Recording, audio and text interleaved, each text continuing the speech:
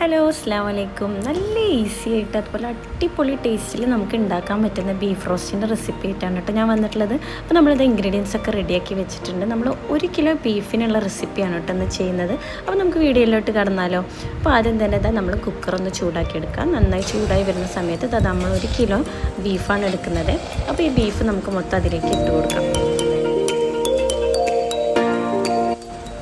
നമുക്കിതിലേക്കുള്ള മസാലപ്പൊടികൾ ചേർത്ത് കൊടുക്കാം കേട്ടോ. ഒരു 1/2 ടേബിൾ സ്പൂൺ മഞ്ഞൾപ്പൊടി, ഒരു 2 ടേബിൾ സ്പൂൺ മുളക് പൊടി. ഇത് നമ്മൾ കശ്മീരി ചില്ലി പൗഡർ നോർമൽ മുളക് പൊടി കൊണ്ട് മിക്സ് ചെയ്തതാണ് കേട്ടോ. പിന്നെ ഒരു 1.5 ടേബിൾ സ്പൂൺ മല്ലിപ്പൊടി, അതുപോലെ തന്നെ 1/2 ടേബിൾ സ്പൂൺ ഇഞ്ചി, 1/2 ടേബിൾ സ്പൂൺ വെളുത്തുള്ളി പേസ്റ്റ്, പിന്നെ നമ്മൾ പച്ചമുളക്, അത് നിങ്ങളെ എരിവിനനുസരിച്ച് ഞാനിപ്പോൾ ഇവിടെ ഒരു 3-4 പച്ചമുളകും പിന്നെ കുറച്ച് വേപ്പിൻ്റെ ഇലയാണ് എടുത്തിട്ടുള്ളത്.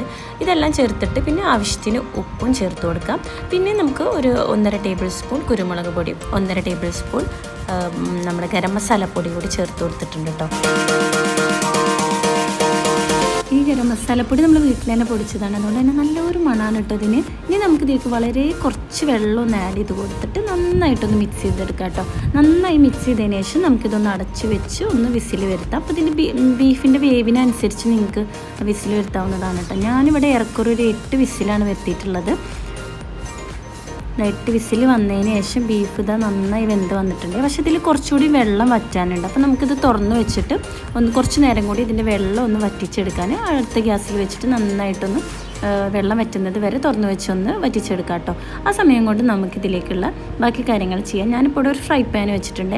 ഇനി കുറച്ച് വെളിച്ചെണ്ണ അതിലേക്ക് ഒഴിച്ചിട്ട് നമുക്ക് നമ്മൾ തേങ്ങാക്കൊത്തൊന്ന് വറുത്തെടുക്കാം. ചില ആൾക്കാർക്ക് തേങ്ങാക്കൊത്തിട്ട് ബീഫ് ഭയങ്കര ഇഷ്ടമാണ്, ഒരു പ്രത്യേക ടേസ്റ്റ് തന്നെയാണ് അങ്ങനെ അയക്കുന്നത്. അപ്പോൾ തേങ്ങാക്കൊത്ത് ഞാൻ അത്യാവശ്യം എടുത്തിട്ടുണ്ട്.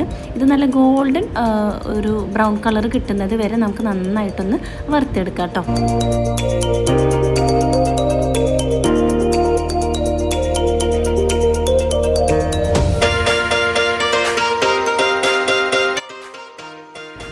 തേങ്ങാക്കൊത്ത് റെഡി ആയിട്ടുണ്ട് കേട്ടോ. അത് നമ്മൾ മാറ്റി വെച്ചിട്ടുണ്ട്. ഇനി അതേ ഫ്രൈ പാനിൽ നമ്മളിത് 2 സവോള, മീഡിയം സൈസിലുള്ള സവോള ഒരു ലൈറ്റ് ബ്രൗൺ കളർ ആവുന്നത് വരെ നമുക്ക് നന്നായി ഒന്ന് റോസ്റ്റ് ചെയ്തെടുക്കാം. അതിന് കൂടെ കുറച്ച് വേപ്പിൻ്റെ ഇല കൂടി ഇട്ട് കൊടുക്കാം. ഈ സമയം നമ്മൾ ബീഫ് സൈഡിൽ നമ്മൾ വെള്ളം വറ്റിച്ചുകൊണ്ടിരിക്കുന്നുണ്ട്.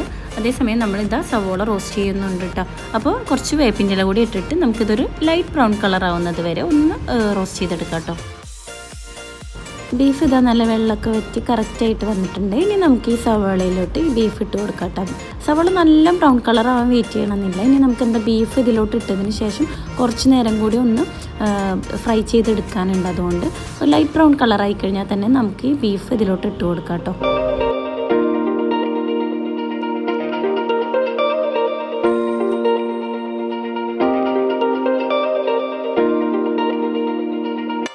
റോസ്റ്റ് ചെയ്തെടുത്തിട്ടുണ്ട്. അപ്പോൾ നല്ല കറക്റ്റായിട്ട് വന്നിട്ടുണ്ട്, നല്ല സ്മെല്ലൊക്കെ വരുന്നുണ്ട് കേട്ടോ. അപ്പോൾ നമുക്ക് അവസാനം ഇതിലോട്ട് കുറച്ച് തേങ്ങാക്കൊത്ത് നമ്മൾ വറുത്ത് വെച്ചതുകൂടി ആഡ് ചെയ്ത് കൊടുക്കുക. എന്നിട്ട് നന്നായിട്ടൊന്ന് മിക്സ് ചെയ്യാം കേട്ടോ. ഇത് നിങ്ങൾക്ക് ചോറിൻ്റെ കൂടെ പിന്നെ അതുപോലെ പത്തിരി ചപ്പാത്തിയുടെ ഒക്കെ കൂടെ പെർഫെക്റ്റ് കോമ്പിനേഷനാണ്.